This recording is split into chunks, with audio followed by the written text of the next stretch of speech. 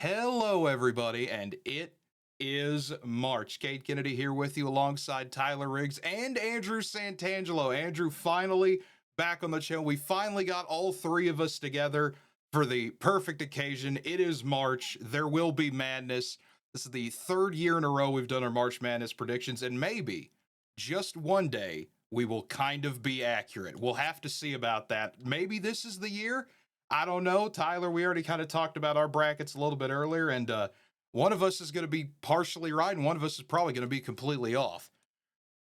That's probably going to be me. You know how I go on these things. I get a little too caught up in some of the lower seeds. So we'll see if it works out or not this year. Yeah, we'll see. And Andrew, of course, it's good to have you back, our I'll say residential Big East expert, the only Villanova fan I could think of in Oklahoma. So always good to have you back. I know you're probably in a good mood. You don't have to deal with Kyle Neptune anymore. So, I mean, that's a good start for you. Oh, for sure. Excited for this March Madness, and excited to see how that process plays out, and which coach I'll be rooting for next year. Exactly. But as always, the way we'll do this, we'll start with the South, go over to the East, go down to the West, and over to the Midwest. Before we get into that, feel free to like the video, subscribe to the channel, leave a comment down below. We've got a little bit of a new audio format for this today with all three of us here. So tell us, what you like about it, what you don't like about it. What picks do you agree with? What do you disagree with? Let's start with game number one. It's Auburn taking on either Alabama State or St. Francis of Pennsylvania, and I don't think we need to go over this one a whole lot. I'm pretty sure Auburn's going to take care of business in this one. Yeah, both of those teams are bad. They're not good in terms of Alabama, St. Francis. Auburn can play a bad game and they'll roll. It'll be no problem. Yeah, and that's what I kind of think of here. So that brings us on to game number two. Louisville and Creighton. And I mean, this is the crunch time one. You look at the two teams, Louisville, of course, Terrence Edwards Jr., Chucky Hepburn, two amazing players, dynamic duo for the Cards.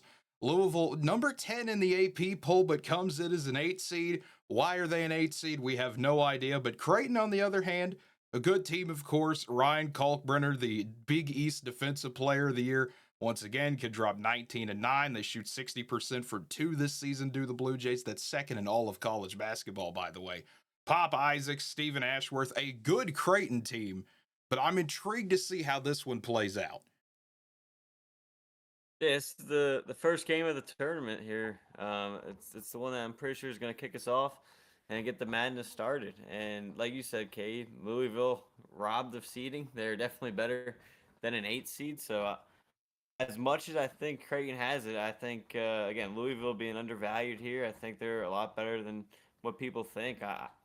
As as much as I want to see Creighton win this game, I always liked McDermott as their head coach. I think Guiling Louisville just top to bottom. I think they're the better team, and I think they're able to get the job done.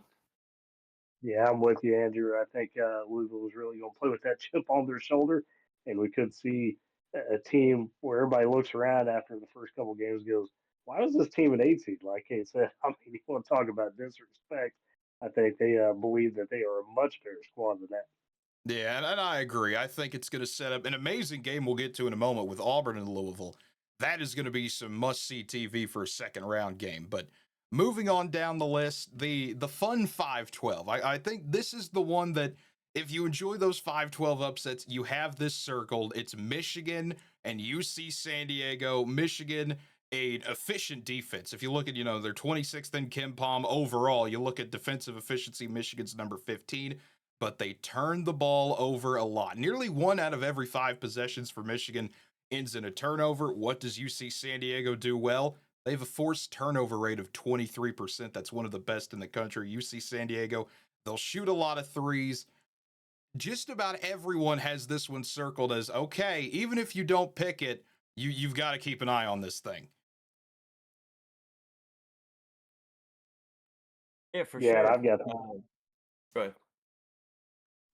was gonna say I've got this one circled as an upset on my side. And it's real simple. You mentioned the turnovers.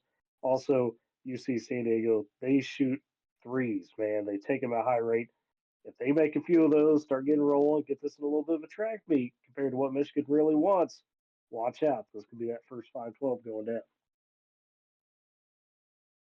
Yeah, I think this creates an interesting matchup because Cade, you talked about the defense Michigan has, and I think that could create a tough dynamic for UC San Diego, who who's going to live by the three, and Michigan coming in as the Big Ten champs, they always find a way to get a game or two, in the big moments. I feel like coming off that Big Ten run, you saw that a few years ago as well when they went on a little bit of a run. So I'm going to take Michigan survives this first game. I think it'll be close, but I think Michigan survives the 5-12. Well, good. We've got our first disagreement here, so this will be a little bit fun to see how this goes. But at the end of the day, I think what stands out to me the most for both sides, UC San Diego, I had to write his name down. The great New Zealander that is Aniwaniwa Tate Jones, 19-5-4. He is great at getting to the free throw line.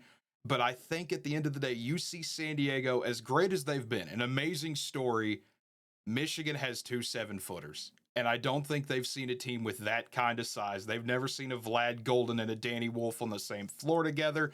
Namari Burnett, he shoots 40% from deep for the Wolverines. And we got to remember, this is a Dusty May team. This is a guy who's been on the other side of this when he was at Florida Atlantic making the big run a few years ago.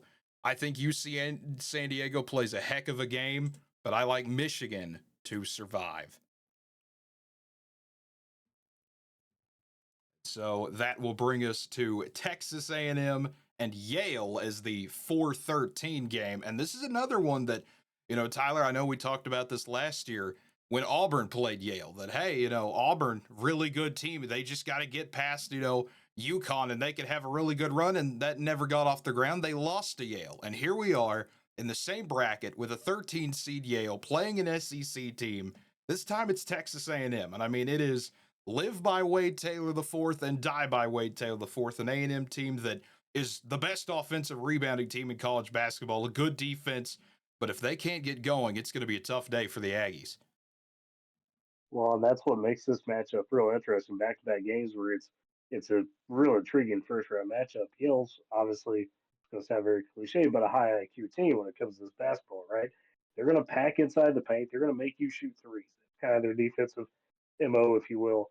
And A&M is a good rebounding team, but they also aren't a great shooting team. So if that game plan could work for Yale, I sniff maybe another Yale upset here. I'm going for the fun side of it. I want that 12-13 matchup. I'll take Yale. Kind of shocked Texas A&M.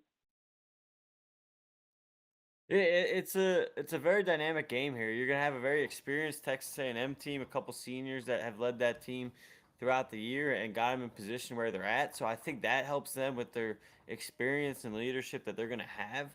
And for me though, that for me in this game, as much as the Yale's the fun Ivy League team, the fun Ivy story. I just can't. I don't see them getting this upset here. Again, I think A&M's well tested throughout the SEC, well experienced. I think they're ready for this game, and I'm gonna go A&M here. Gets the win and moves on. In a tough game against Yale, because Yale can score when they want. A very good scoring team. They averaged over 80 points a game. But A&M's defense is good. They hold you to under 70 a game, so it's going to be a good matchup here. And I think if Yale wants to win this game, they got to turn it into a track meet and win on the quick game there and win high scoring game. Because if A&M's defense can control them, I think that's where A&M gets the advantage. Yeah, and I agree with that. I think A&M's experience will help them a lot in this, but the one thing that it's going to be the amazing matchup of the day, Yale is great at limiting offensive rebounds. That's one of their big strengths. So how they match up against A&M is going to be fun. Yale gives up a lot of threes. They let teams shoot it, but they'll shoot a lot themselves. Just something about this A&M team, something about them just feels like they're going to get in this position and they're going to find a way to fall short. I don't know what it is about A&M this year. I don't trust them as far as I can throw them, and I can't throw people very far. I like Yale to get the upset over Yeah. Texas A&M. So we'll all kind of split here. We've got Andrew with probably the smartest of us with the normal Oh, 4-5. We've got Tyler with the crazy 12-13, and then I've got a 5-13. So we're all perfectly off in some way or form. But it moves us. It's the March Madness. There's no such thing as normal. That is true. That is true. And that goes to our next game, the 6-11, where Ole Miss will take on either San Diego State or North Carolina. We could do an hour-long video just complaining about why North Carolina is even in this tournament. I mean, a lot of people are very disappointed to see them in, but at the end of the day, that's going to be an amazing first four game that's going to happen later on today as we're recording this. But I think the bigger question is whoever wins that game, can they get past this Ole Miss team that's very efficient? They don't turn it over. 6 players that score 10 points a game or more, led by Sean Padula, Jamian Brakefield. It's a good Ole Miss team, and Chris Beard knows how to win in March Madness. It's just, can somebody find a way? I really like this Ole Miss team. I think they're gonna be able to get the job done no matter who they face there in that game. I think if you ask me which team gives Ole Miss a bigger problem, I think I go San Diego State. I just don't trust North Carolina this year. I mean, the fact that they weren't able to get the job done there in the ACC semifinals game when Duke's missing their two best players, I think that screamed noise to me. We've seen them, 1-12, I think it was in the quad one game. So I think Ole Miss gets the job done no matter who they face, but San Diego State will give them more problems than UNC. Yeah, I'm with Andrew on this too. I like this Old Miss team. I mean, you talk about senior, you got experience. They're guard, right? They play a lot of guards, but that has proven at times. You talk about Fort Wayne, brought them up a minute ago. Sometimes that guard heavy lineup can be okay if you run into those right matchups. So I think Old Miss definitely has pieces get back past the first round. They got a little bit of a tough draw, once you get past that round to 64. So I'm interested to see how far they go, but I like what they bring to the table. Give me Ole Miss. Yeah, I agree. I think they're going to get San Diego State out of this deal, but I just like Ole Miss a bit more. I think they're an experienced team. Chris Beard, he's one of those guys that has proven he can win in March, and that'll set Ole Miss up with. I think we can all agree Iowa State's going to beat Lipscomb. Lipscomb, they shoot a lot of threes. They can make things crazy. Iowa State, they're going to be missing their second best scorer in Keyshawn Gilbert, but I think Iowa State could still win that first one. We're all in agreement on that, right? Yes. Death, Texas, and Iowa State get into usually the Sweet 16 in the NCAA tournament, seemingly no matter where they are as a seed. All So yeah, right. Iowa State. Good that we're all in agreement there. Marquette, New Mexico, the 7-10 game. Marquette, I mean, they're a solid team on both ends in terms of efficiencies. They don't turn it over. They can force turnovers, though. I mean, that has been one of Marquette's big key identity points for a while. Cam Jones dropping 19, 4, and 6. Phenomenal player to watch. But this is a New Mexico team that is a good defense. Donovan Dent, one of the best scorers in CBB this year, 20 points per game, and the fourth fastest pace in all of college basketball. So this is a fun Lobos team to watch. This is a intriguing 7-10 matchup. Yeah, it is, and I really, I don't get too heavy on the underseeded teams in terms of the lower seeds, but man, I like what this New Mexico team really brings for what you just laid out. A good 1-2 punch. So this could go a long way, especially in the tournament, right? We've seen it in past years in a variety of ways. Think back to Oral Roberts having a great 1-2 punch. I mean, there's some examples you can look to. I'm a dead. This screams big time moment for him, right? Have a little nice, maybe Sweet 16 run and really put his name out there. I like New Mexico in this over Marquette. And it creates an interesting coaching matchup too to start. Obviously Shaka Smart's been here before. He's well respected around, and he knows how to win in March. But then you got one of the big name candidates to move somewhere to an open location, and Richard Pitino, obviously, also a well known last name there. So I think on top of the players themselves in this game, I think the coaches both have a lot to show here as well, and kind of creates an interesting dynamic for this game. And two two teams that will go toe to toe, and I think New Mexico's scoring is where I'll agree with you here. Is they're going to be able to get past Marquette. I think they're able to survive, and led New Mexico led by two great players as well. Donovan Dent and Nelly Jr. can rebound the ball very well, averaging a double double this season with 14 points and 11 rebounds. So I like New Mexico to get the job done here. Very well rounded team. I don't know. It's kind of crazy. Usually with 7-10s, one of us is going to disagree, but this time we're all in agreement. New Mexico getting it. I like the Lobos, the fast pace, the good defense on both sides. Should be a fun game to watch. I think the Lobos get it done, and they play Michigan State. We're not going to pick Bryant, right, Tyler? We're not doing a 15-2 at least this early, right? He's quiet. He's not going to answer that. I'm going to put Michigan State in this bubble for him anyway. Yes, you're right. Sorry, I accidentally hit the mute. But yeah, no, we're not picking Bryant. You kidding me? Come on. Yeah, okay, good. I have flashbacks to some of these other times we've done this, but that brings up Auburn and Louisville for the second round game. And keep in mind, this is a game that's being played in Lexington. Auburn, you're the one seed at a disadvantage in the second round. Louisville should have the home crowd, I would think, for a game like this. And this is where things get fun because this is an Auburn team, great perimeter defense, great at second chance offense. Jedi Broom, 19 and 10. Chad Baker Mazzara, Miles Kelly, the Hod Pettiford, Denver Jones, all average 10 plus a game. This is a well rounded Auburn team. This has been one of the best teams the entire season. You lost to Yale in the first round last year. You're going to do everything you can to make sure you do not have an early exit again. And a Louisville team that, like we've already talked about a little bit, criminally underrated, a top 10 matchup, an Elite 8 caliber matchup, you could even say, in the second round is going to be crazy. Yeah, well, you talked about Cade. I mean, top 10 matchup. This would be a Final Four or championship contender too, depending on if Louisville was seeded right. Um, but Terrence Edwards very good on Louisville, but Auburn's got Johnny Broom. You know, he was a first team All American. They announced today. I don't think they announced Player of the Year, but he'll be a Player of the Year candidate, obviously with Cooper Flag. And listen, I really like this Auburn team. They're well coached. Bruce Pearl, he's a very good defensive coach too. I think he causes problems for this Louisville offense. And you know, again, it's going to be a great battle, a great second round matchup, a tough test for Auburn. But I think both teams got a lot to prove, as you mentioned too, Cade, with Auburn's upset last year. So I think Auburn finds a way to get it done in a very, very close, hard fought game. I think this is easily the best game of the first weekend, right? Like, no question about that. That being said, there's something about this Louisville team. Now, I'm just drinking the Kool Aid. KD, some years I just buy I in do. on a team, right? Like the duo going or the few players they got. That chip is so huge. And Auburn, not to say that they don't have some motivation. You guys have played out properly, but you finish the season, last few games with some losses. You still get a one seed. Not saying you get lackadaisical, but maybe your focus drops just enough that Louisville comes in hot and steals it. I've got Louisville take out Auburn in the round 3 too. Well, I mean, there you go. There's the bold pick. I knew Tyler would have one. That's why if you're on here watching this, you can see that my face is red because I know what Tyler's cooking up. He's already showed me his bracket. I know where that's going. But I think Auburn gets the job done. I think Louisville will come out. This could be one of those games where they start out with a nice, decent 5 to 7 point lead, and everyone goes, "Oh boy, here we go."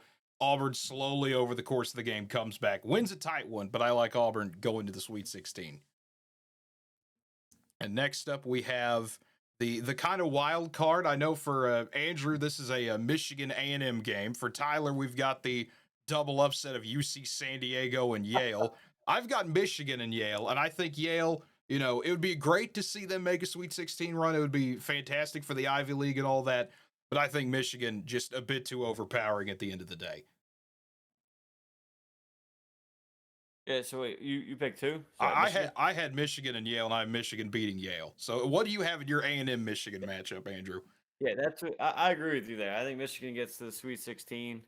We talked about in the last matchup, A&M struggle to score sometimes, and I think that runs them into a problem here. Michigan's able to get the job done. Yeah. So Tyler, you So have my the double upset, and whoever wins would get Louisville. So please elaborate. Yeah, in my wild wacky world where we got the 12 and 13 playing, talk about an up down matchup between San Diego and Yale. That'd be a lot of fun. I think ultimately San Diego wins the firefight. They get to the Sweet 16, only to be sacrificed against Louisville. Essentially, that's where I'm going with this one.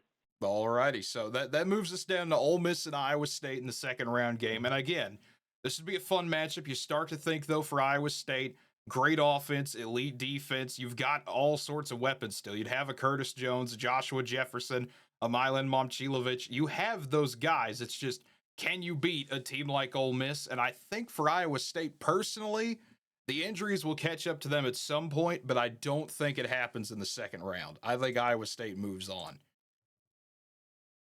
Oh, I'm with you, Cade. See, that's where I struggled with this one pretty heavily because I like both these teams. And again, back to death taxes and Iowa State in the Sweet 16, it seems like that one was kind of where I went. So I took Iowa State in a close one over Ole Miss. I'm going to disagree with you guys here. I think this is where things catch up to Iowa State. Again, we talked about Chris Beard. I think he's going to be able to get this team ready, and I think Ole Miss is going to pull off the upset here and move on to the Sweet 16. There you go. It would not shock me. Ole Miss is a fun team to watch this year. I think the injuries do catch up to Iowa State, but just not there yet. So New Mexico and Michigan State, we all agree is the 2-10. So I mean, Michigan State, we talk about them, great defense. They are great at denying offensive rebounds. That's something they excel at as well. They have the second best 3-point defense in the country when you look at 3-point percentages. Theirs is the second best in terms of the defensive side of it. Jace Richardson, 40% from three. Jackson Kohler has a top 30 offense or a top 30 rebound rate for both offensive and defensive rebounds. I think Michigan State, that fast pace won't be as big of a concern for them. I like the Spartans to move to the Sweet 16. I'm with you 100%. I think Spartans get past New Mexico. They avoid the upset here, even though I'm used to Michigan State letting me down in my bracket, but I don't think it's this time in this round. Yeah, it's one of those. We're going to get And it. see that Oh, dear. What did you do, Tyler? What did you do? see I disagree. I'm taking New Mexico. My gosh. That's where I'm at because what Andrew just said. Lizzo has for whatever reason in recent memory struggled to get past the first couple rounds. I don't know why. I don't know what's changed, but it's happened. And Coach Patino, young Patino, trying to prove himself, right? Really solidify. Hey, I am a big time coach. I think New Mexico gets it done. I got them. Okay, there you go. So let's look at this is where things start to get a little confusing because I got to remember everyone's picks here. Auburn and Michigan, Andrew and I agree is going to be a Sweet 16 game, and then Tyler off in Louisville versus UC San Diego. So how does a Louisville UC San Diego matchup play out, Tyler? Oh, Louisville kills them. Louisville kills them. This is where Okay, San Diego's dream comes to an end. They go out with kind of a whimper. So give me Louisville on that. I got Louisville okay, making that run. okay. That's understandable. So Andrew, I mean, we're kind of over here with the Auburn Michigan games. I think this will be a really fun matchup, but at the end of the day, I feel like this is an Auburn team that's on a mission. Michigan will give them a tough game for a while, but I like Auburn to pull away at some point. I agree. You get two very good offensive teams here. I just think Auburn's defense is better than Michigan's, and they're going to be able to come up with a few more stops down the stretch and force Michigan's hand. And I think Auburn survives. And yep, they get to the Elite Eight. So that brings up the other game where we kind of have the odd matchup here. So Andrew, I'll start with you. How does a Michigan State Ole Miss game play out? Yeah, I think you get two very well respected coaches here, and you're going to get a battle against both sides. I mean, you got two teams that can play very good defense, and then they can score. So you get two very similar teams in my eyes here. But I like Chris Beard more to get the job done here. Again, Michigan State's let me down in the past, so I'm gonna say this is where Michigan State season ends, and we get an SEC Elite Eight here. There you go. Okay, and then Tyler, I know you have Iowa State, New Mexico, I believe. So how does that play out? Oh, this is where those issues for Iowa State catches up just a little bit. This is where Iowa State kind of runs out of gas, if you will, and New Mexico's looking strong. And again, people are looking around going, why was this just a 10 seed of a team? Sets up a chaotic Louisville New Mexico matchup for me. Okay, so I've got Iowa State, Michigan State here. The bracket you can see on the screen, where I think Michigan State gets the job done. I think this is where Iowa State's injuries get to them a little bit. Michigan State, great defensive team. Iowa State, elite defensive team. It'll be a rock fight for sure. But I think Michigan State, they're battle tested this year, and they find a way to get to the Elite Eight to take on Auburn. And then I'll just knock mine out here real quick. Auburn, Michigan State, great battle, but at the end of the day, I think Auburn makes it to the Final Four. So, what do y'all have for your Elite Eights? Because thankfully, this is the last part. We kind of have to keep track of this for a moment. So, Yeah. No, I've got Louisville, New Mexico. Like I said, I'll take Louisville again. This is, you just keep they just running with them. keep riding it, and it's the guard play for them, right? Like, I mean, Hepburn, Edwards, great players. I love those guys. They've got the juice. They get to the Final Four. They take the South bracket as an 8 seed. I'm going crazy bold there. All right. And then, Andrew, I believe you've got Auburn and Ole Miss, correct? That's correct. Yep. And I'm gonna go. It'll be the fourth meeting this season for those two programs. Auburn's 3-0 against them.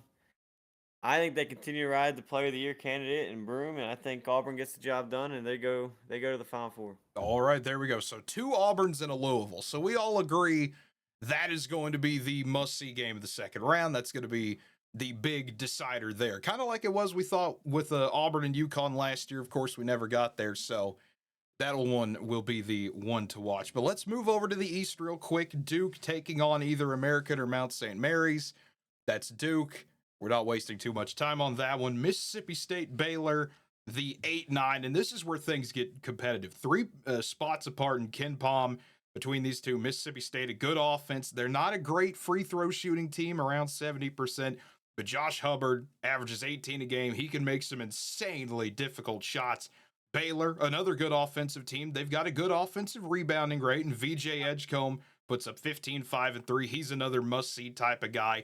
2 teams that, will get the Friday started. It's going to be a very competitive 8-9, I believe. Yeah, you get two teams that struggled against top 25 teams here. You get two teams that can score the ball basically whenever they want. I think it's going to be a very high scoring game. You're going to get into the mid 80s, the low 90s here, and I think in the end, I think Scott Drew's been around for a while. He was a national champion a few years ago, and I think Baylor's able to get the job done here, and they're going to move on. Yeah, I'm on a spot where I really struggle with this matchup because I think ultimately it doesn't matter. I think whoever wins this just gets crushed by Duke. Too much talent. You mentioned, Andrew, the struggles between both these teams really kind of reach that upper echelon this season. There's times where they were really good, thought, okay, maybe they could be something, and it just wasn't ever consistent.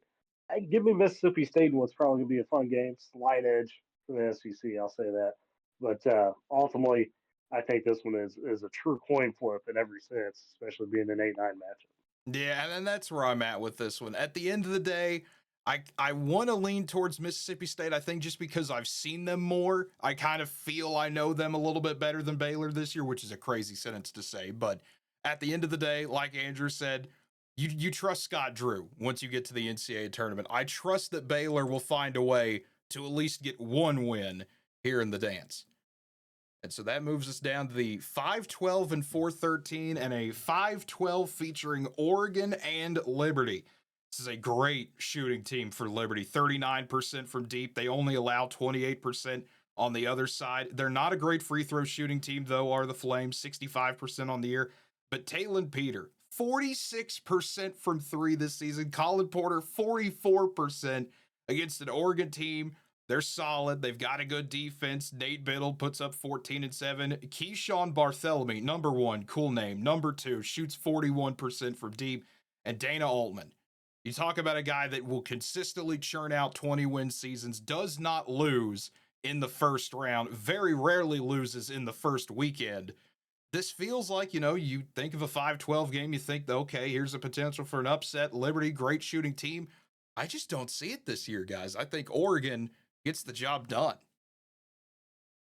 The, Yeah. for me, because of Liberty's scoring ability, and to me, Oregon's defense isn't that strong. They give up over 70 a game. I kind of like Liberty to come out with a quick shooting game in this one and get off to a good start. Now, I don't know how long that lasts in the March Madness because obviously we've seen good shooting teams either come out strong or, they lay an egg in that opening game and they struggle to score and it turns into a blowout. But I think if Liberty can get out to a quick start in this one, knock down a couple 3-pointers to get them going, I think they're able to get the job done. And you know what? I'm going to go Liberty with the upset. Okay, there you go. I like that, Andrew. Here's the problem I have. In a normal year, I'd be with you, right? Liberty over Oregon. But this game's being played in Seattle, Washington. This is essentially a home game for Oregon. Liberty's got to travel cross country. And, at the end of the day, you can look at the stats and say, okay, Liberty should have a favorable matchup. But these are still humans. These are still younger guys, right? I think that travel plays a factor. I think because of the fact of the travel, Liberty maybe doesn't start out as strong as they would like, and that gives Oregon just enough to get over the Flames. And you look at the 4-13 that pairs with it. This is another one that some people think the upset potential could be there if there's going to be a 4-13. We already talked about one of those, but Arizona a great offense when Caleb Love is dropping his usual 16, but he is a wild card still. This is an Arizona team that they don't live and die with Caleb Love, but he definitely dictates a lot of where they can go. A solid defensive team are the Wildcats. They're good at getting offensive rebounds against an Akron team that they've got some offense. Nate Johnson, 14 points a game is what he averages. He's the MAC player of the year. He's the MAC defensive player of the year. An Akron team that is in the top 100 if you care about those KenPom rankings. So the potential is there for Akron to get something.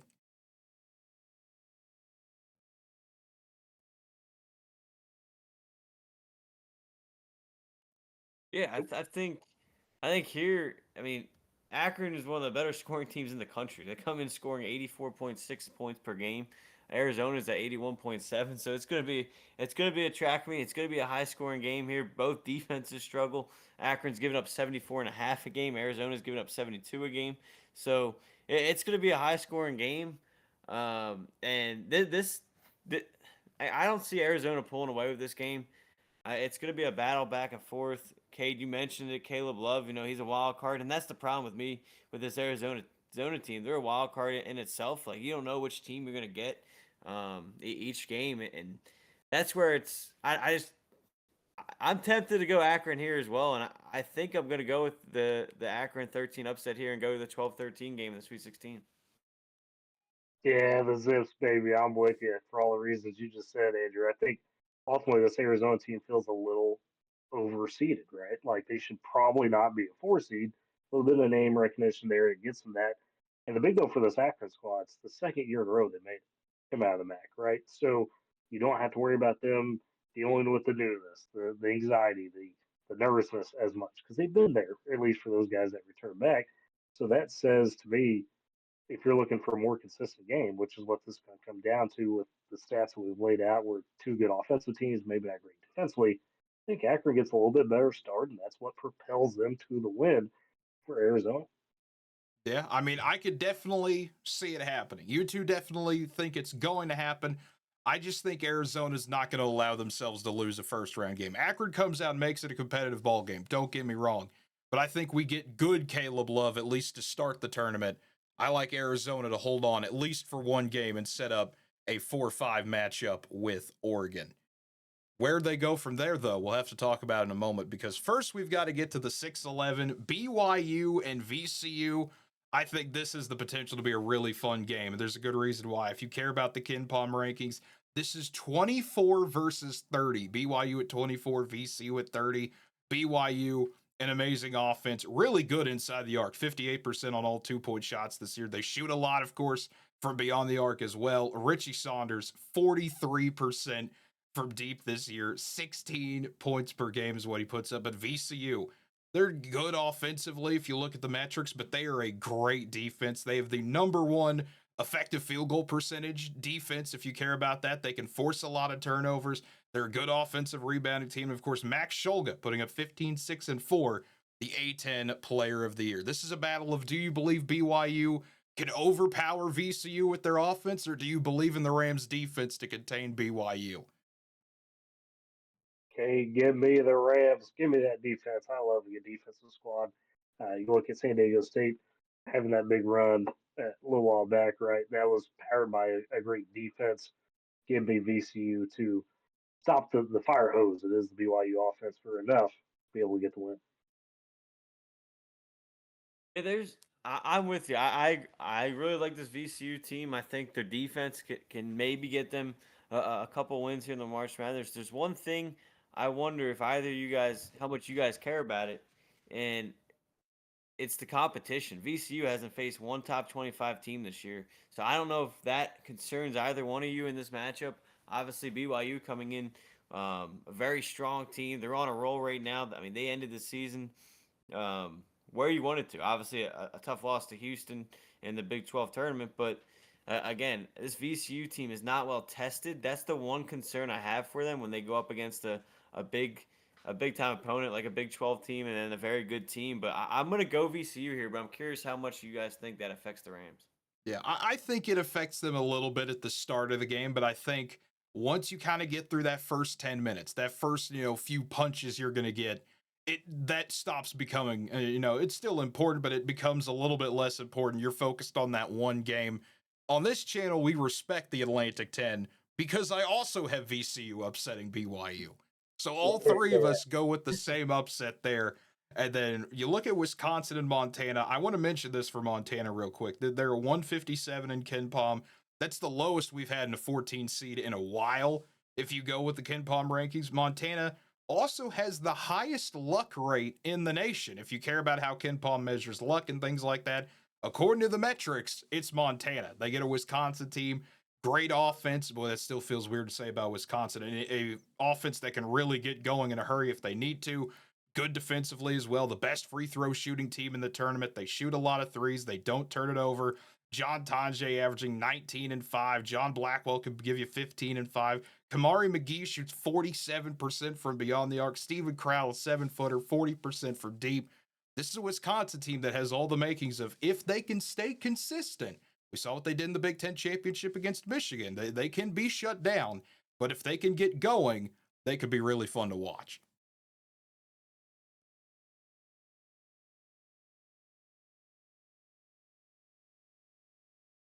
Yeah, I think it's gonna be a tough game here. I don't see this one as being one of the more upset picks here. I like Wisconsin in this game, and I think they move on over Montana. Yeah. Yeah, I like Wisconsin because I think sometimes those losses in those championship games, conference wise, could really motivate the team. We've seen that in the past. And I feel that Wisconsin feels that, hey, we were a better team than what we showed against Michigan. That should have been us winning that Big Ten uh, championship, right? So I think this is kind of the beginnings of them showing, all right, we're prepped to make a run. We feel we got the pieces. I think they roll against Montana. Yeah, I think we're all in agreement. Wisconsin gets the win there in a fun 7-10. St. Mary's and Vanderbilt. Tyler, you've heard my spiel about St. Mary's multiple times. I love their style of play. Anytime you get one of these just extremely slow paced, really good offensively, their defense metrics look great. Also, that slow pace helps with that. They're a great offensive rebounding team. They prevent offensive rebounds on the other side of the floor. They don't allow a lot of threes, not just in terms of percentage, just allowing threes to be shot in general.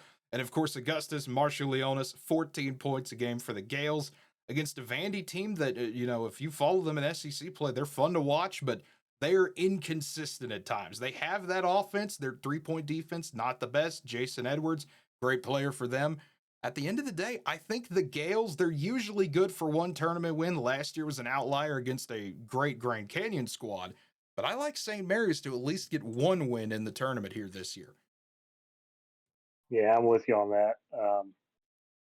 The unfortunate part is they're going to draw Bama, after this, and that's maybe where the road is. But they should have enough to get past Vanderbilt and be able to at least get themselves into that round of 32. I mean, you gotta respect the play style, like you said. That could throw teams for a loop if you're not ready for Yeah, no, I agree. I think St. Mary's gets the job done here. I think it's gonna be similar to the VCU BYU game. You know, you got a pretty good scoring offense here against a team that plays very good defense. Cade, you mentioned it, they like to slow the game down. For me, yeah, like Vanderbilt, they're inconsistent. You don't know which team you're gonna get, and they rely too much on their offense. And to me, that's not a good recipe when it comes to March Madness time, because if that offense starts slow and you already build yourself a hole, it's tough to get out of it, and you rely too much there. So I'm gonna go St. Mary's here as well. Alrighty, and then the 215, I think we could all agree Robert Morris, thank you for showing up, but I believe Alabama will get the win. Yes, I agree. Alrighty, let's see here. Yep, Tyler. Tyler unfortunately has to go back to his job, so I believe Andrew and I, it's just going to be us to finish this thing out. So looking at it, Duke and Baylor, that's what we both had. I know Tyler had Duke and Mississippi State. I think we would all agree, though, that it's going to be Duke getting the win here in this one. Cooper flag or no Cooper flag, this is when you'll start to see that question really come in, how healthy he is. But this is still an insanely good Duke team. Yeah, 100% agree. I think no matter where Cooper Flag's at this point, I think they're still able to get by Baylor in my side here, and I think that next round might be where you see it take effect. But obviously, We'll get the next round here in a little bit, but yeah, I'll take Duke. Yeah, and then I've got Oregon and Arizona. I think that, out of that, this is where Oregon shows up once again, and they kind of show their might that I think they can find a way to shut Caleb Love down. You start to get to that Arizona team. I like Oregon to advance to the Sweet 16. Now, Andrew, you were the one with the 12-13 here of Liberty and Akron, right? Yes, that was I had the Liberty Akron here. You've I got the think double upset. in that game, if this is the game that happens, I mean, two very talented offenses here. They're going to battle back and forth. I do like Akron's ability to score a little bit more, but similar to what I just said with Vanderbilt, they rely a little too much on their offense at times. I'm not a big fan of their defense. I think that's the advantage Liberty will have. They'll be able to slow Akron down a little bit on the defensive end, and I think that's where Liberty takes advantage. They'll slow the game down a little bit, not get into as much as a high-scoring game as people would think, and give me Liberty here. All right. And then that moves us down to the VCU Wisconsin game. And this is one where, I feel like it goes along the same lines as the BYU game, where, it's that VCU defense. Do you trust them against a team like Wisconsin that can get going in a hurry? I think VCU personally, if they're able to do it against BYU, I think they find a way to do it against Wisconsin. VCU, there's usually a double digit seed that makes a bit of a run. I think this year it's VCU. Yeah, and you're right, Cade. I mean, it really will turn into BCU will be tested at that point. A very similar squad. They just know what BYU threw at them, and here you'll get a team that's similar, like you said, and a Wisconsin team that scores basically close to 80 points a game. They got in foul trouble in that game against Michigan in the Big Ten championship. And I think that could be VCU's recipe here is the defense. Turn that into some offense and maybe get Wisconsin into foul trouble. And I agree with you, actually. I'm going to go VCU with the win. All righty. Well, there we go. And then St. Mary's, Alabama as the next game up here. I think St. Mary's, the pace gets to Alabama for a little bit, but when you're a good perimeter defense like Alabama is, the fastest pace in college basketball, elite offensively, can easily score inside. They've one of the better 2-point shot percentages of the whole season. Mark Sears and company, I think it's just too much for St. Mary's to handle. Yeah, I'm with you. I think Alabama's offense and their quickness is going to be something St. Mary's isn't ready for. And I think Alabama really wins this game through the break and they take control and win this one. Yeah, and then just looking at Tyler's picks real quick. He has Duke over Mississippi State, Oregon beating Akron, Wisconsin over VCU. So he just had to go back to work before we could have had a fun conversation about that. And then Alabama over St. Mary's. And then that brings us to the Sweet 16 here, Duke and Oregon. On my bracket, that's what Tyler had as well. We're both in agreement that I think Duke gets the win over Oregon. And with Duke playing Liberty on your side, Andrew, I would think Duke gets the win as well. Yeah, Liberty's run is going to come to an end in this one. Duke wins this one handily.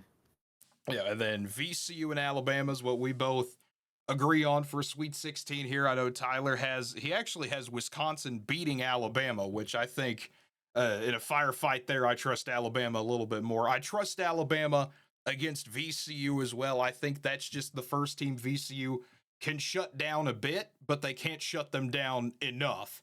I like Alabama's offense just a little bit more. Yeah, I'm with you. I'll take Alabama in this game, and I think going back real quick, if it was Bama versus Wisconsin, that game could reach 100. Yeah, it really could. The way those two teams could score. But yeah, I'm with you. I'll take Alabama. Yeah, and so that brings up Duke and Alabama, and I mean, this would be an insanely fun game, and I think that's where that how healthy is Cooper flag question really comes in. Tyrese Proctor, Concanipple. I mean, you've got great shooters for Duke, and I think that's what propels them over the edge. I think if Cooper Flag is somewhat healthy, which I think by this point, if he's playing, he's gonna be fine. I like Duke to get the job done here. I think Duke makes it to the Final Four. I'm with you. I mean, that's what stinks, not knowing his health, especially if he does play through it. And I mean, and obviously each game he plays on it can make it tougher. So, I mean, it'll be interesting to see where his health status is at this point. But I'm with you. I'm going to go Duke. I think they're a very good team for a reason. I think they find a way to scrap out a nice close win over Alabama. Yeah, and then looking at it here on Tyler's bracket, we'll just kind of keep up with his. He does have Duke beating Wisconsin. So, despite how crazy it kind of gets, we all three are in agreement Duke finds a way to make the Final Four. And I mean, it then, always works out, right? yeah, it always works out. It will always find a way. So, moving on to the West, Florida taking on Norfolk State as your 116. I don't think Florida has much trouble in this one. Interesting for Norfolk State, they do have Brian Moore Jr., who drops 18, 4, and 3, and Christian Ings, who shoots 48% from deep, which is very impressive, but Florida is just too much firepower on both sides of the floor. And then, Yes, no, I agree. yeah, I agree. UConn and OU as your 8-9, UConn, Oklahoma. This is going to be, as an Oklahoma fan, we talk about that a lot on this channel, where this was one of the matchups I did not want to see was UConn. You get the two-time defending national champion, Coach Hurley, one of the best coaches in the game right now. The UConn team that obviously not as intimidating as last year's or 2 years ago would be, but still you hear them and you go, okay, this is going to be a challenge. Good offense, great offensive rebounding, great free throw shooting team. UConn's only real weakness is they give up a decent amount of threes. Their 3-point defense isn't the best in the world, but Solo Ball, Liam McNeely, Alex Caravan, they've got an amazing trio to deal with. On the Oklahoma side, the offense is good, but man, do they struggle with offensive rebounding. Usually a one and done team. They're a great free throw shooting team as well. They've got a great 3-point defense, do the Sooners, but Jeremiah Fears and Jalen Moore are going to have to step up for Oklahoma. Yeah, it's gonna be an interesting game. Obviously, Oklahoma well tested, and their games in the SEC this year, they're well tested. UConn in the Big East has had some tough games, and they had a solid non-conference schedule, so they're well tested in that sense. Um, it's tough to go against the two-time defending national champions in a first-round game. You mentioned how well coached they are. I'm gonna go UConn here, getting the win over Oklahoma and advancing. Yeah, as much as I'd like to pick OU to win, it's the first tournament in a while. I just don't think, especially if they don't have Sam Godwin in this game, I don't see a way that Oklahoma could overcome that offensive rebounding disadvantage. I mean, it's something they have struggled with all year.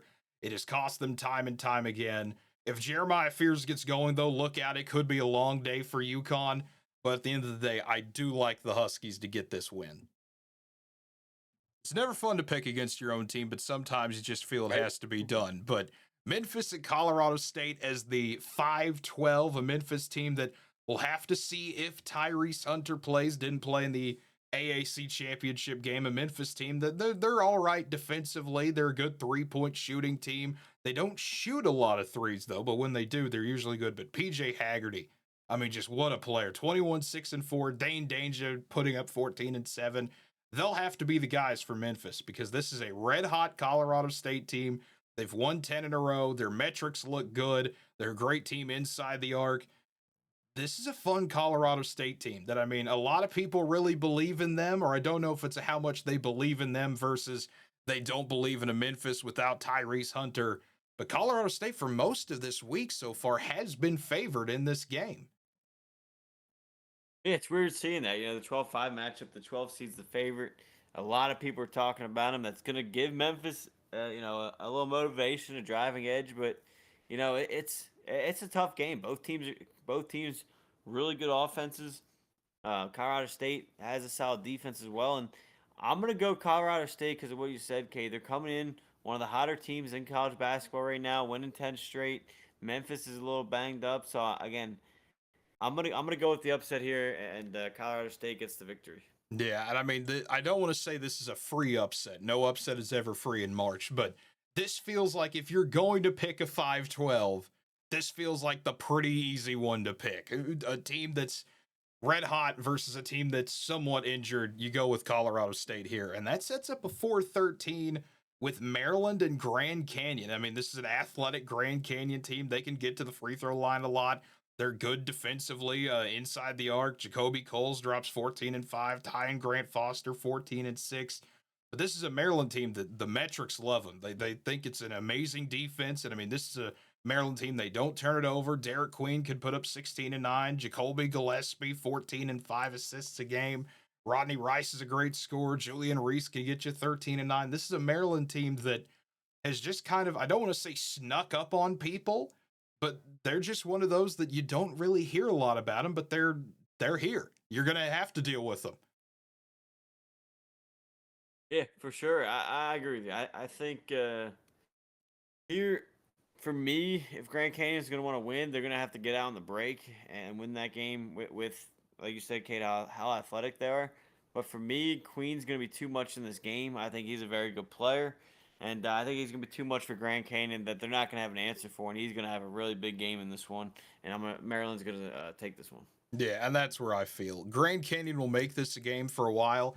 They have that upset potential if they could get some people in free throw trouble, but I just like Maryland a little bit more. And you look at the 6-11, though, Missouri and Drake. I mean, this is going to be an intense game, I feel like. Drake is a team that, again, I like their style of basketball. It's that, if you're a mid major, that extremely slow pace, one of the slowest paces in college basketball. A good defensive team, great at forcing turnovers, good at getting offensive rebounds. They can get to the free throw line. Bennett Sturts puts up 19 a game. Mitch Muscari, 41% from deep. But this is a Missouri team that you look at the analytics, they love the offense for Missouri. They're great at getting to the line as well. Mark Mitchell, 14 points a game, one of the stars for Missouri, if he's healthy. Because if Mark Mitchell doesn't play, I think Drake wins this game pretty, I don't want to say easily, but it definitely helps a lot.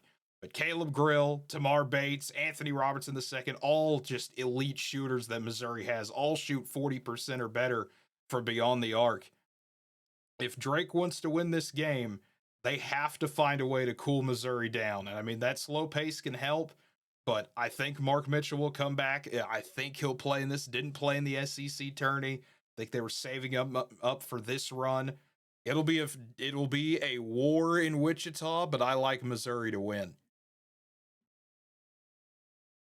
Yeah, so this is gonna be one of those games. A very We talked about it in a past few games. Is talk about an offense in Missouri who puts up 84 points per game, and then you're going to go up against a defense that only allows 58.4. So talk about an offense versus defense matchup here. Which one's going to prevail? What a fun story for Drake. This is the first year under a coach in Ben McCollum who comes over from a Division II school in Northwest Missouri State. He brings some of his guys. So just a fun story here for Drake. Making that mark in Division One this year. With bringing over a few guys from Division Two, and that's how they beat you is their defense. They force turnovers. They slow the game down, as you mentioned, Cade. And you know what? I don't think Missouri's faced a defense like this. And you mentioned some of their health issues. You don't know who's going to be ready to go. I'm going to go Drake with the upset here. I think their defense is going to cause a lot of problems for Missouri, and they're going to find a way to escape this one with a win. There you go. I think, like I said, if Mark Mitchell doesn't play, give me Drake all day. I think Drake, I don't want to say easily wins by any means, but I feel that they'd win that type of game. If he plays, though, I think even just hobble enough, it gives them a little bit more of a size advantage over the Bulldogs. I think that's what helps Missouri a little bit as well. But it should be a competitive game. It's going to be a lot of fun.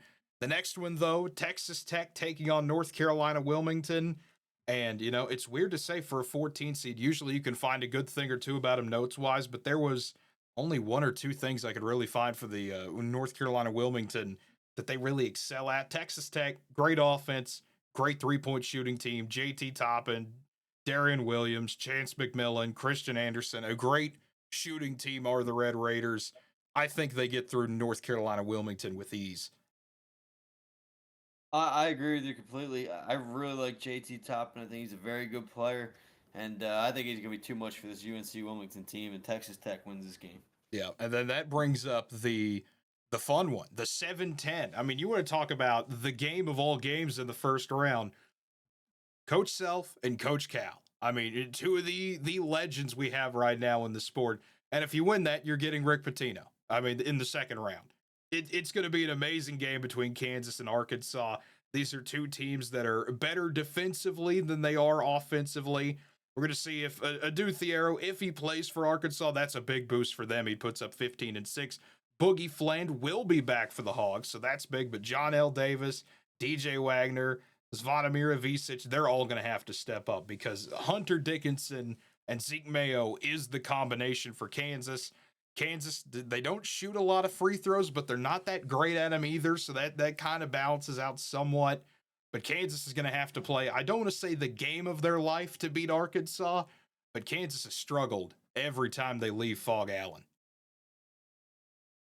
Yeah, and this is interesting because this kind of goes against, some of the things I look at too. And that's, Hunter Dickinson's been in college basketball for a while, so he's got plenty of experience for this Kansas team. They're well coached, obviously. Bill Self, one of the better coaches.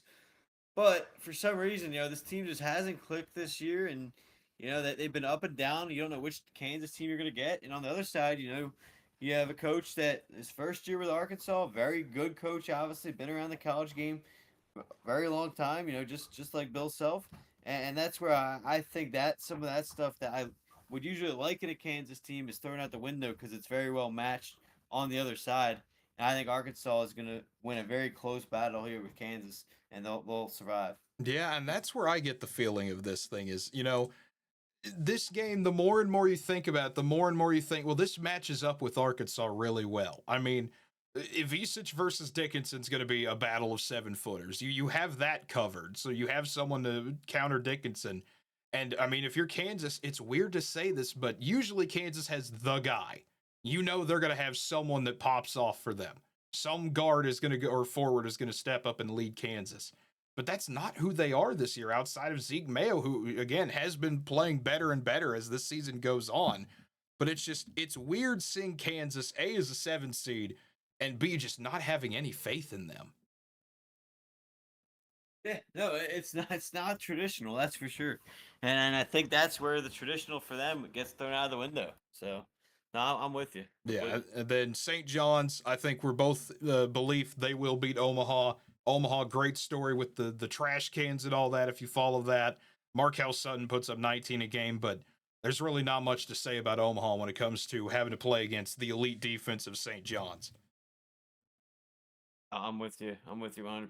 Yeah, and so you look at the picks here. We'll get Tyler's picks involved. We'll kind of do it at the end of every round here. He's got Florida, UConn, has Colorado State over Memphis, Maryland, has the Drake over Missouri upset there with you, Andrew. Texas Tech, Arkansas, and St. John's is what Tyler's got picked up. But starting off in the second round, Florida and UConn. I mean, again, this is going to be another one of those fun second round games. Nearly every 8 seed feels, with the exception of that Mississippi State Baylor matchup, all these 1 seed versus whoever they draw in the second round, I feel are going to be really good. This Florida UConn game is going to be a bit fun, but at the end of the day, I think Florida, they are an elite team. They're on a hot stretch right now. That is a deadly combination for anybody. Walter Clayton Jr., Elijah Martin, Will Richard, some of the names you'll need to know for the Gators. They're a great great perimeter defensive team to go along with their great offensive rebounding ability. I think Florida is just on a bit of a war path here. You could throw a lot of teams at them. I'm just going to keep picking Florida. Yeah, I'm with you. I think this is where the three-peat comes to a close for UConn. We talked about how good they are, and yeah, I gotta go with the Gators here, and they keep that. They show us why they're the 1 seed. Yeah, and then Maryland, Colorado State as the 4-12. Both in agreement that it's going to be that, and I think Colorado State, that hot stretch, this would be 11 wins in a row for them should they pull this off. I think it helps them a lot going into this thing, but once this game gets settled, Maryland, that defense is just a little bit too tough for Colorado State to deal with. Yes, no, I'm with you. I'm gonna go Maryland here. Colorado State, their strong run, their hot stretch comes to a close. Maryland's gonna be too much for them, and I think again a very good team that's been on the uprise, since changing coaches. And I think he continues to do a great job, and they're able to get the job done and move on. Yeah, and then so the next game up you would have as Drake and Texas Tech. So how would a Drake and Texas Tech game look, Andrew? It'd be similar to that first round matchup. We talked about a high scoring Missouri team. Texas Tech does a very similar style where they go out and score when they want a team, but Texas Tech's defense is better than Missouri's, and I think that's the difference. I just mentioned how similar they are. I think Tech's defense is what's able to prevent them from getting upset by Drake here.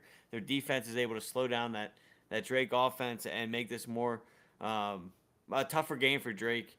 and that defense helps Tech. I don't want to say it's a blowout, but helps kind of like pull away throughout the game and win this game. Yeah, and that's where I feel with Tech and Missouri. I think, on my side where I've got those two matched up, it's going to be a great game for a while, but at some point, Texas Tech, that switch is going to flip. I think the Red Raiders just move on. I think this is a big year for Texas Tech personally. We'll get to that a little bit more down the stretch, but I'm really high on them this year. I like them to go to the Sweet 16. And so you look at the 210 with St. John's and Arkansas, and I mean, again, you talk about an amazing coaching matchup with John Calipari, Rick Pitino, just going to be a lot of fun to see those two going back at it again. But St. John's, I mean, they just feel like one of those teams this year. They have the great defense. Now, their free throw and 3-point percentage is not spectacular, but they're great inside the arc defensively. They've got RJ Luis Jr., they've got Zuby Ejiofor. Both can get you just, good rebounding, great scores as well. St. John's just, they're on one of those paths this year right now. Just crazy to see them rise that quick under Rick Pitino as they have. But again, I think St. John's is going to the Sweet 16. A lot of credit to what Rick Pitino has been able to do to that St. John's team and rebuild that program there and get them to what we've seen them play this season. I'm with you. I think if they're going to be too much in this game, they're able to get the win. They're going to head out to the Sweet 16, and just a lot of credit to what he's been able to build there. One of the better defenses in the game, and you mentioned Cade, the 3-point shooting. I think that's something that benefits them because a lot of times you see in the March Madness, a lot of these teams rely on the three. Well, if it's not hitting for them, they know how to play without that relying on the 3-point. So I think that helps them come March Madness time and keep advancing. Yeah, and that is a good point that you mentioned there. A lot of teams, I'm sure we'll talk about it at some point next or by the end of the week where it's okay, why did this kid shoot a hero three? You are not Steph Curry. You don't need to be shooting 30-foot threes when you're down by one with 10 seconds left. It happens every year. Somebody does it, but we'll have to see how it goes on. That is a good point you make. And Tyler's picks here, Florida, Maryland, has St. John's as well. It goes with Drake over Texas Tech. So I wish we would have him on to elaborate a little bit further about that, but unfortunately, he A, has to work for a living, and B, does not have a spring break to allow him to have this time off. So that gives us we get to shake our head at Tyler, I guess, on that. So Florida and Maryland, the Sweet 16 game, we're all in agreement on that we get a Florida-Maryland game. And again, Maryland, great defensively, good offensively, but I think at some point that run has to end. I said it with UConn. I'm going to say it again. I think Florida's on a special type of run right now. I think they not easily, but it's easy to pick them to at least get to the Elite Eight. See, I'm going to go the opposite here. I really like Kevin Willard, their head coach. I think he coaches a tremendous game. Like you said, Cade, very, very good on the defensive end and offensive end. Derek Queen's a really good player. I think these two teams are very similar. You look at some of the numbers. Maryland holds teams to 67. Florida's at 69. Maryland scores 81. Florida scores 85. So Maryland's got a little bit better defense. Florida's got a little better offense. Both have played 10 teams in the top 25. The Gators have done better with that front, 8-2 compared to Maryland 5-5. But again, I just think they've been here. Their coach is well experienced as well, and something about this Maryland team that I think the fight that they shows me a lot. I think they find a way to advance. Okay, there you go. I mean that. I don't disagree with your reasoning. It's just I don't know. The more and more I watch Florida this year, it's just I feel like this is their run. Every once in a while you'll see a team where you have that combination of the talent, you have the record that they have, you have the everything going their way. It feels like momentum's on their side. They're already a 1 seed. You add that momentum to it. I think that could carry them a long way. But looking at the other side of the bracket here, Texas Tech and St. John's, the other Sweet 16 game. We'll see if we disagree on this as well because Texas Tech, I like them a lot. I said it a little bit earlier that I think this is a special run for Texas Tech. And because of that offense, because of that hot shooting they have, I think they find a way to get it done over St. John's and go to the Elite Eight. We are going to differ on this one. I really like the St. John's team's playing very well. You mentioned Texas Tech's 3-point shooting. I think St. John's is able to slow that down, and I think that's where this game takes a turn. And St. John's is able to get the job done. It's tough to say because I really like JT Toppin. I think he's one of the best players in the game. I think he's gonna be very good on the next level as well. And so it is tough to say. And I think this game is going to be one of the better games of the tournament if this game does happen. I will say that. I think they're two very good teams and experienced teams, and we'll see what happens going forward. But if this game happens, I think this could be one of the better ones. But I just think Rick Pitino and that defense is gonna it'd be too much. Yeah, so we've got completely different Elite Eight here. That we've got. How would a Maryland and St. John's game look? Obviously, that'd be a really good defensive battle. Yeah, it'd be a great battle between two teams that are well tested, two teams that can hold their opponents to a low scoring game, and you could get a very low scoring game here, and you've seen it before come down to the wire in certain situations in years past, and one game that stuck out to me too in a low scoring game was when Maryland faced Michigan State, and Michigan State was able to hold on for a 58-55 win. You could see that style game against the St. John's team, and for me, if that happens, I think it's a similar result there, and St. John's wins a close game. St. John's moves on, and they find themselves in the Final Four. Yeah, there you go. I mean, it is a. I mean, that's the beauty of this thing is you can get so many crazy situations here. On my side, Florida and Texas Tech. I think this is where Texas Tech's shooting finally gets stifled a bit by the defense of Florida. I think Florida just at the end of the day, like I've said, and I'm going to keep saying it, they are on another level right now compared to a lot of teams that I think elevates them. And as chalk as it is, that is the third one seed I've now picked to go to the Final Four this year. Sometimes that happens though. I think I read the last time that the Final Four was played in San Antonio is the only time that all 4 1 seeds made the Final Four. So I mean, it very well could happen. Looking at Tyler's picks real quick, he had Florida over Maryland in the Sweet 16, had St. John's beating Drake, and then Florida over St. John's. So he also sends Florida to the Final Four as well. So that'll put in the final region to get to, the Midwest, and the first game, Houston taking on SIUE. I mean, congratulations to SIUE. Great season for them.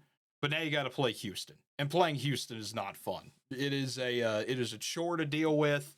Very slow pace. The great offense, the elite defense that Houston has. They're the second best 3-point shooting team in college basketball this year too, which differentiates Houston, I think, from a lot of their other years. They shut people down inside. LJ Cryer, Emmanuel Sharp, Milos Uzan, they all shoot over 42% from three. Houston's just ridiculous this year compared to even other Houston teams the past few years. yeah, the one thing I like about this Houston team more than past is I think they can score better. Yeah. I think too many times, they relied too much on that defense, and then if they got into a little bit of a scoring game, their offense couldn't keep up. I think they're better, well-rounded this year, and we'll see how far we both have them going. But obviously, yeah, I got them surviving this game as well. Yeah, and then you look at the 8-9 here, and this is, again, kind of like the Louisville Creighton situation, where you look at it, it's a Gonzaga team that, if you care about the KenPom rankings, Gonzaga's number 9. Advanced metrics love Gonzaga. They believe in the great offense. They give the Zags a good defense as well. Good free throw shooting team. They don't turn it over. Graham Ike, 17.7 rebounds, and Ryan Nimhart. I mean, you want to talk about, one of the best passers, one of the best assist guys, one of those true point guard definitions. 11 points and 9.8 assists per game. I mean, he is a fantastic point guard. You add in a guy like a Nolan Hickman who could shoot 43% from three. This is a Gonzaga team that I feel like could go a long way if they could get past Houston. And that's not a discredit to Georgia. It's great to see Georgia here. They're good defensively. They can create offensive rebounds, get those second chances. Asa Newell, Silas Damari Jr., they've got pieces. It's just, I don't know if they have all the pieces to compete with the Gonzaga team that's getting better and better down the stretch.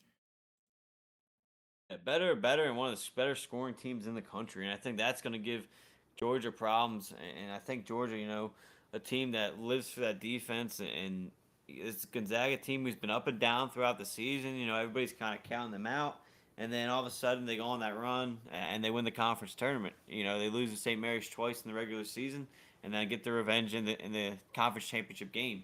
So I'm with you. I think Gonzaga is able to get this win and beat Georgia and set up that next matchup in the round of 32 with Houston. Yeah, and then you get to the 5-12 and 4-13 here. And this is again a kind of that I've seen a lot of people who don't really know what to do with these games, what to make of it. Clemson and McNeese. This is a big game. I mean, Clemson efficient on both sides of the ball. They have the good 3-point shooting. Chase Hunter, 16 points a game. Since February, he's had 4 plus point games. So if he can kind of keep that number up, Clemson feels like they could have a really good run this year. But McNeese on the other side, everyone knows what they can do at this point. You've seen what Will Wade is building down there with McNeese. They can force turnovers. They're solid. They've got a really good defense when it comes to just limiting those shots. Javon Garcia, Southland Player of the Year. Kristen Shumate, the Southland Defensive Player of the Year. McNeese has the pieces to do this. I just don't think they can do it against Clemson. I think Clemson is just one of those quiet teams once again in a year where a lot of people don't really believe in the ACC outside of Duke and whoever you believe thinks Louisville can beat Auburn, which is a very good possibility. Clemson's just there. And that's weird to say when they've been a borderline, top 15 team most of the year, top 10 at some points for, depending on who you talk to, and they're just sitting there. Yeah, this game is really tough to pick because you have two very similar teams, and I personally think Clemson was a little underseeded. I think they could have got a 4, um, and that's what makes this game tough because this is one before the brackets release. You look at McNeese is a team that they could be your upset pick. They could be the 11 or 12 that gets that upset. Very well coached from Will Wade, and it's a tough battle again, just because I like both these teams. I think it's gonna be one of the better round of 64 games. But for me, I'm gonna lean Clemson in a close game. I think Chase Hunter's a little too much, and he's able to get to that 20-point mark and help this Clemson team win and see if they can keep going. Yeah, and that's where I'm at with this. I think last year's McNeese team would have been a better matchup against Clemson this year, but McNeese, they're not the same as they were last year. They're still good. Don't get me wrong. They're still a good team, but I just don't see it in the cards for McNeese. But you set up the 4-13 across from it, and it's kind of the same way with this matchup. I know a lot of people, High Point coming in as a 13 seed. They're a good offense. They've got great shooting inside the arc. They got Kiza Giffo puts up 15 points a game. Purdue, though, I mean, great offense. This is a good 3-point shooting team for the Boilermakers. Good 3-point defense as well. Trey Kaufman Wren, 26-2. Braden Smith, 16-4-8. Fletcher Lawyer shot 46% from 3 this year. This is a Purdue team that, yeah, obviously they're not going to be the same as they were last year. Everyone knows that. But Purdue is still kind of one of those teams that, kind of like Clemson, is just in a difficult situation where a lot of people want to pick against Purdue because of the history they've had where, they have these first round upsets and always stumble out of the gate. You have a High Point team that the metrics like their offense, but there's not a whole lot there defensively for High Point. You're exactly right, and that's the problem with this matchup for me. When you got to pick this game is Purdue's past. Because if they struggle out of the gate, like you just mentioned, Cade, and High Point's offense is as good as advertised and as good as we've seen in the regular season, High Point could jump out to a little bit of a big lead, and get to that. I could see if Purdue's slow out of the gate, you could see High Point. Wouldn't surprise me. If they get out to that 20-8 kind of lead, 20-10, and then Purdue's got to play catch up and rely and hope that some of the threes drop and they're able to climb back in this game. So for me, in this game, it's going to be all dependent on the start that Purdue's able to come out of the gate with. And for me personally, I think they've just dropped too many games in the past, and a game here, I think they need to come out ready for, and I think Purdue finds a way to survive this upset bid. But I do think this game's within single digits. I do too. I think High Point comes out on fire. It's an early game. It's 11:40 a.m. Central Time. So, I mean, it's an early bird game. Usually that favors the lower seed just a little bit where they can come out catch fire early. And I think High Point can do that. And it's Purdue has to battle back the entire time. But I think towards the end of the game, Purdue finds a way to survive. I think it'll be within 5 points, honestly. It feels like it's going to be one where you're going to see everyone on social media going, okay, here we go. Same old Purdue. We're back to this now. But Purdue finds a way to hold on for dear life. And a 6-11 beside it. And then this is kind of the same way. All three of these teams here, Purdue, Clemson, and Illinois, all right beside each other in Ken Palm, and all kind of have matchups that make you think a little bit. Illinois will get either Texas or Xavier, and I think Xavier is the better team than Texas. I think Illinois will get Xavier out of this deal. Xavier's a great three-point shooting team. Zach Fremantle, Ryan Conwell, two great players for the Musketeers. Illinois feels like a weird team to me, where they could do just about anything this year and it wouldn't surprise me. They've had their ups and downs. They play at a fast pace. They're a good offense. They're not the best three-point shooters. They shoot a good amount. So if they start to get hot, they can make a Sweet 16 caliber run. It's possible for the Illini. You got Kasparas, Yakushionis, 15-5-4, highly touted pick this year. We're excited to see how he plays. Will Riley, Tomislav Ivicic, you've got other pieces around him. But Illinois, it's just, can they get past Xavier in the first round? It feels like kind of one of those years for Illinois where you see what the vision is. You see where they can go. It's just, can they get going? Yeah, for me personally, I think they do here in this first round game.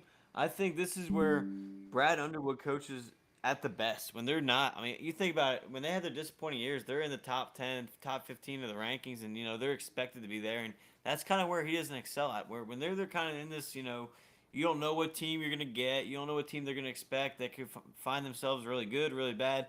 This to me is where he excels and he gets them to play that next level. Now, is it gonna go far? We'll find out. I think it's enough to get that team past the first round, whether it's Xavier or Texas. I'm going to take Brad Underwood and Illinois. Yeah, I mean, I think Illinois beats Texas. Trey Johnson would be fun to see in the tourney. We're going to see him in the first four at least. But I think Illinois can do just enough to beat Xavier. And I think they draw Kentucky because Kentucky and Troy, they're not a great three-point shooting team. They turn it over a lot. They're good at getting offensive rebounds, but that's the main selling point there for Troy. Kentucky, injuries and all, I think could get past them at least. And then that sets up a 7-10 UCLA and Utah State. And that one's another tough one. I mean, the Mountain West, again, you look at these 7-10 games, you start to believe in them a bit. This is a Utah State team. They've got a great offense. You've got Ian Martinez, 17 points a game. Mason Falslev puts up 15. You've got Dexter Kano and Dayton Albury, who are both great deep shooters. But a UCLA team that, again, is just solid on both sides of the ball. They can force turnovers. They've got guys that can shoot. A UCLA team that, again, it's kind of weird to say with the Big Ten this year, especially when you had the mergers and things like that. A lot of teams that are flying by under the radar, UCLA could be one of them.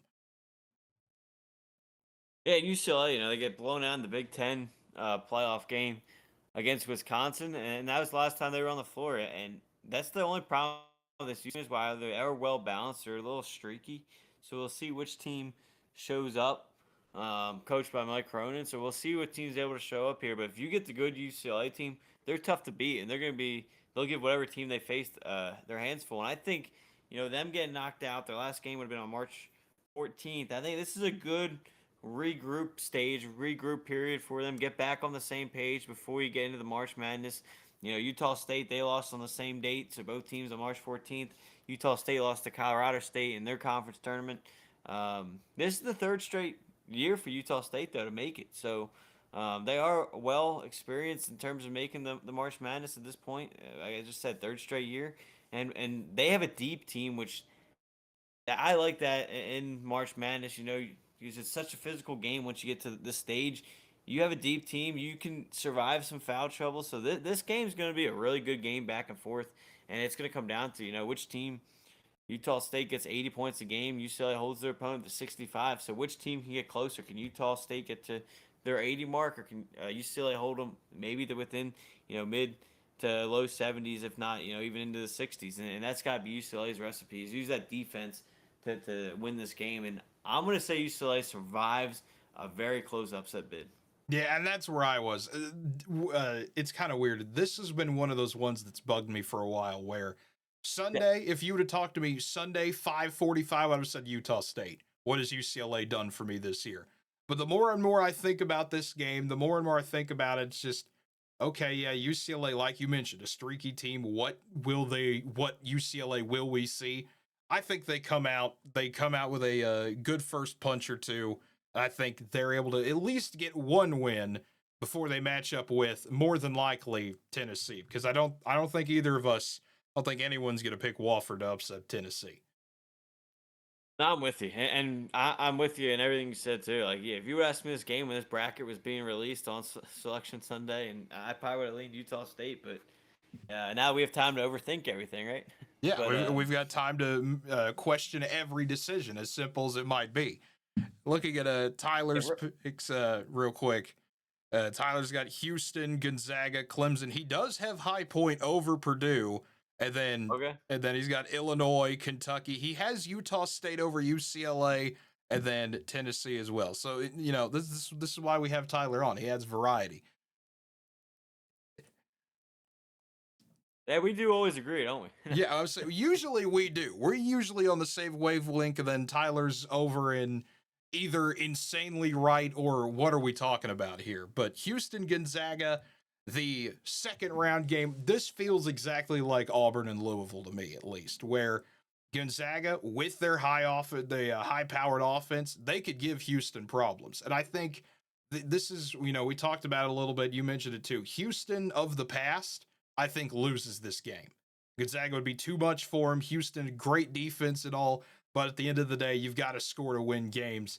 With Houston this year, with all the shooting they have, with the talent they have on both sides, a bit more balanced out, I think Houston wins this. It'll be a dogfight till the end. Gonzaga will throw everything at him to get the double-digit Sweet 16 streak, but I like Houston to hold on in Wichita.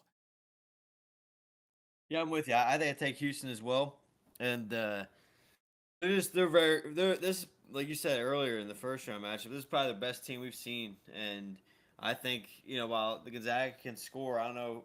I like Houston's defense. And I don't know if they're going to be ready for this Houston's defense that has given some of the top tier teams problems. So I think they're able to give Gonzaga problems throughout the game and take advantage and win this game. Yeah, and then Clemson, Purdue. I mean, this is one that I think these will both be teams just coming in thankful to be in the second round, surviving upset scares. These two kind of, I don't know if you'll agree with me on this or not, but these two teams feel really similar to each other. I mean, they're 1 point apart, they're one ranking apart in KenPom. They both have that efficiency on the offensive side. They're both great 3-point shooting teams. But Clemson, I just feel, you mentioned it. I think they could have been a little bit higher as well. I think this is a game where Clemson shows that again.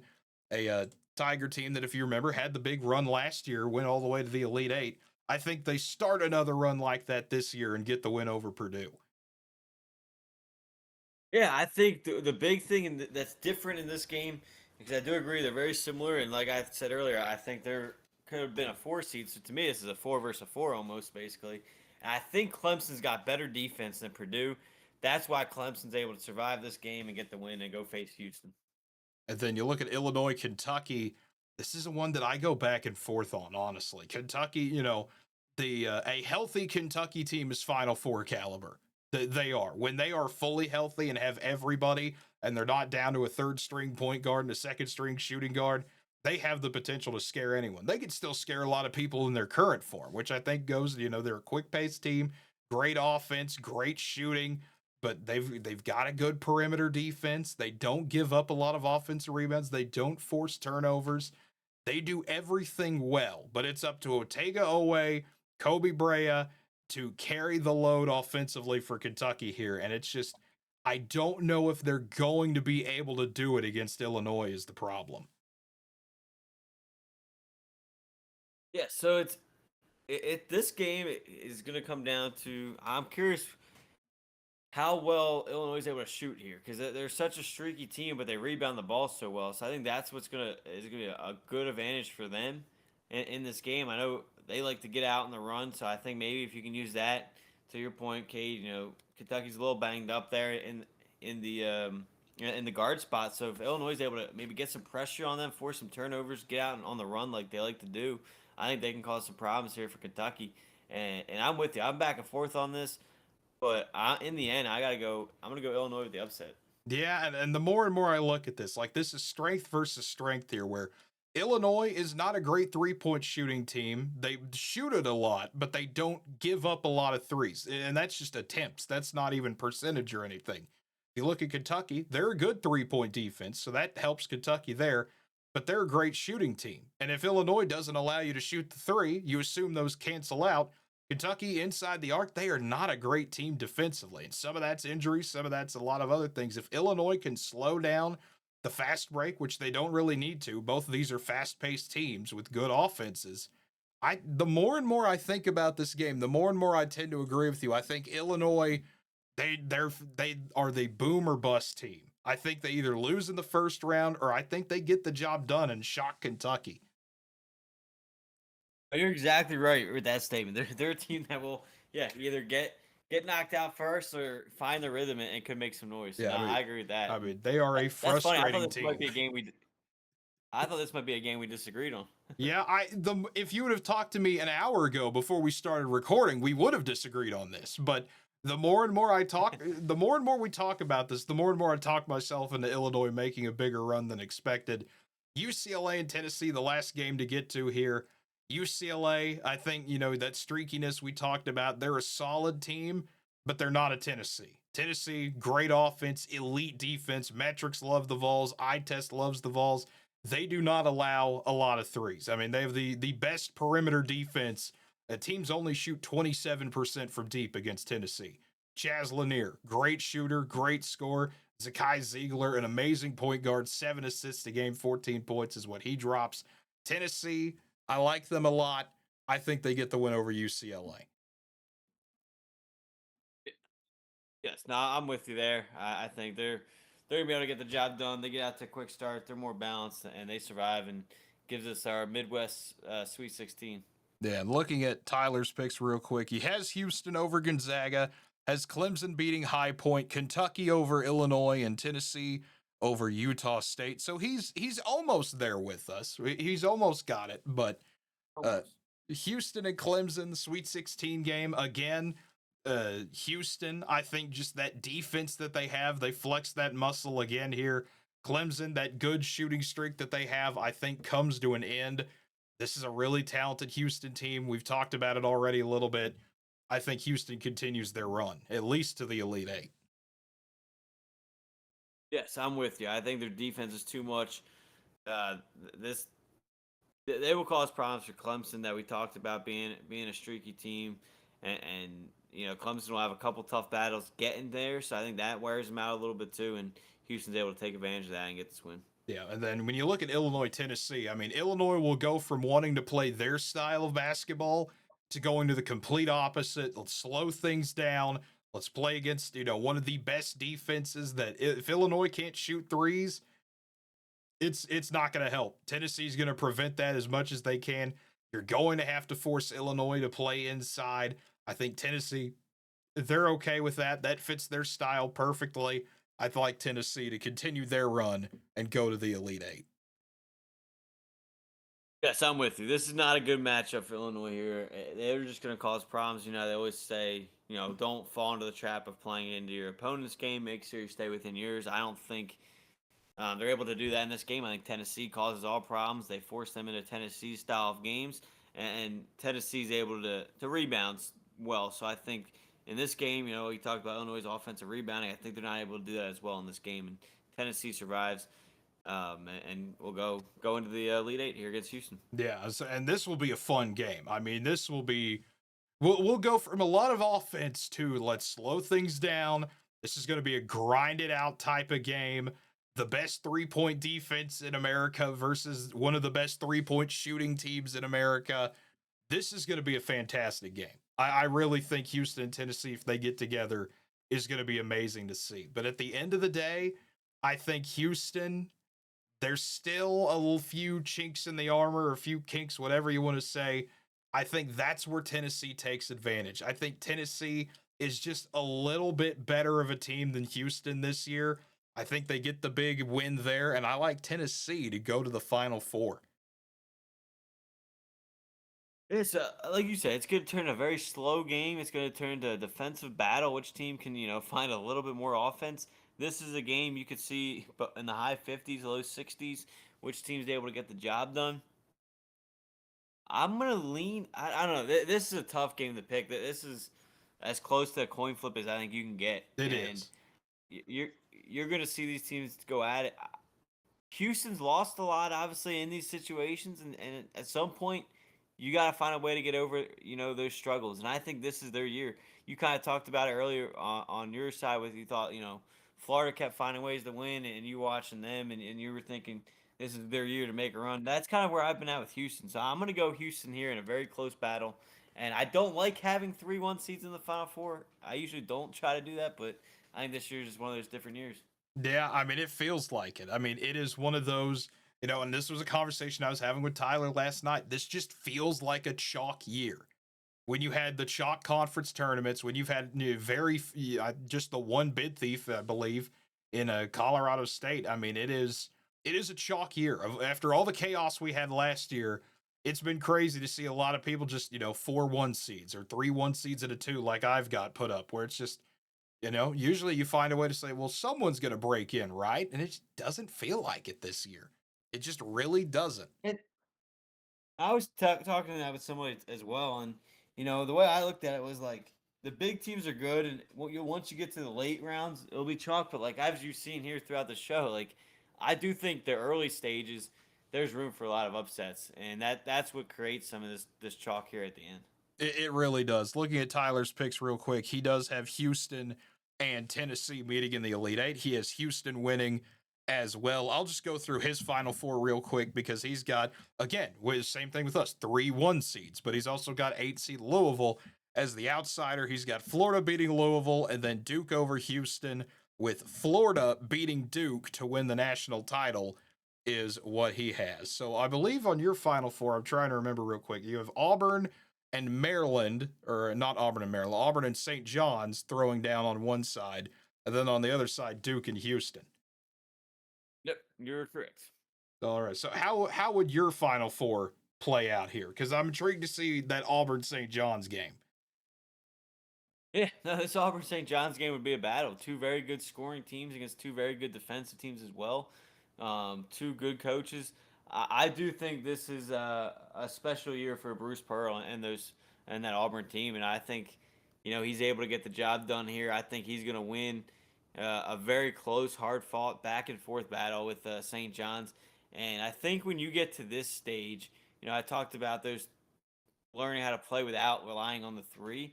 I think when you get to this stage, you do need at least a decent 3-point shooting team. And we talked about St. John's' struggle. So I think this is where it catches up to them in the end. And Auburn's able to squeak by a close win. Yeah, I mean that would be fun. And then Duke Houston, that would be a fun game to see. I mean Houston with their shooting, Duke with their ability to contend to do, that would be fun to see as well. Yeah, for sure. And we talked about it already, and I don't want to sound too much like a broken record, but again, it's obviously a lot comes down to how much Duke can stay healthy throughout the tournament. As again, they get two guys back that they missed late in the ACC run, and now obviously, how close to 100% can they be? And I think by this point they will be. Obviously, you get almost a week off there between the Elite Eight game into this Final Four, so I think at that point they'll be well rested and accounted for. So close to 100% with most likely. I don't know how he wouldn't be, but the number one NBA draft pick next year in Cooper Flag against a well balanced Houston team. Emmanuel Sharp, LJ Cryer. I think it's back and forth game, but in the end, again, I just talked about it. Something special with this Houston team, and I think they find a way to get the job done. And you get Houston and Auburn in the final, two teams that seem to be on a kind of story run. Yeah, and the way it plays out for me, Auburn, Florida, your 1 seed battle over there. I mean, this is one of those. The way you talk about with Houston's the way I kind of feel with Florida, where Florida is destined to do this, peaking at the right time. They have the talent. One of the few teams I think that can really combat Auburn and match up well against them. I like Florida to get the job done over Auburn, and then Duke with Tennessee. Duke, just crazy top 5 efficiency on both sides of the ball. It's what you look for in a national championship. Duke, I think, is a great team. With Cooper Flag, you make it an elite team. And I think that's what propels Duke over Tennessee to set up a Florida Duke national championship. That'd be an excellent game. I mean, all of these would be excellent games. Yeah. Yeah. But looking at it, so you've got Auburn and Houston for your national championship predictions. So who you two teams you kind of feel are on a collision course with having those special years? Who takes it home? For me, in the end, it's gonna be Auburn. It's gonna be Bruce Pearl and Auburn. I think they're just very good this year, well tested throughout.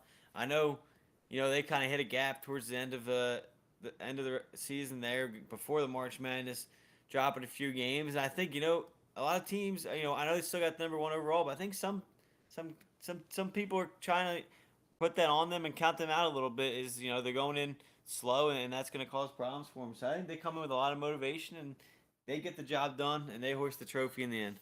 Yeah, and the way I see it with Florida and Duke, this will be an incredible game. But like I said, Duke, I feel like, is the team to beat this year. The Cooper Flag injury would change things if it was a significant extreme injury. But with it not, I think when you have the best player in the sport on an already great team, that makes you just too difficult to stop. I think it's Duke's year to win a national championship. There you go. Yeah, but I mean, it's going to be fun. It always is. It's a great time. We'll see if we can set up a ESPN tournament tracker for anyone. If you've made it all the way through this video, to have the link in the description there. If you want to play along with us and try to pit your bracket against ours, you'll probably win, knowing how this thing works. But I mean, who knows? Or maybe it'll be a year Tyler finally is correct on something and Louisville will make the Final Four. I don't know. That's a scary thought to think about, though. But either that'd be incredible if they did. that would be incredible, and then I'd have to hear about it until the end of time. It would not be good for me, but you would hear it every time. If that happened, my bracket would not be so good. So yeah. So we kind of need Tyler's Bizarro bracket to go like it usually does. But folks, as always, if you made it all the way this far through the video, feel free to hit that like button, subscribe to the channel, leave a comment down below. What do you think we got right? What do you think we got wrong? Was the audio set up fine? Like I said, kind of switch that around. Should be good to go. But now that we're finally back in March, get back into the swing of things. Should have some more videos. Try to get a first four recap video up Wednesday night. Try to come back Sunday, recap the first two rounds, Sweet 16 predictions, and basically take it from there. A few more NBA videos here and there. Y'all seem to like me suffering about the Mavericks, so we'll try to get back to that at some point, I guess. But folks, as always, until next time, have a good one, everybody, and enjoy the madness.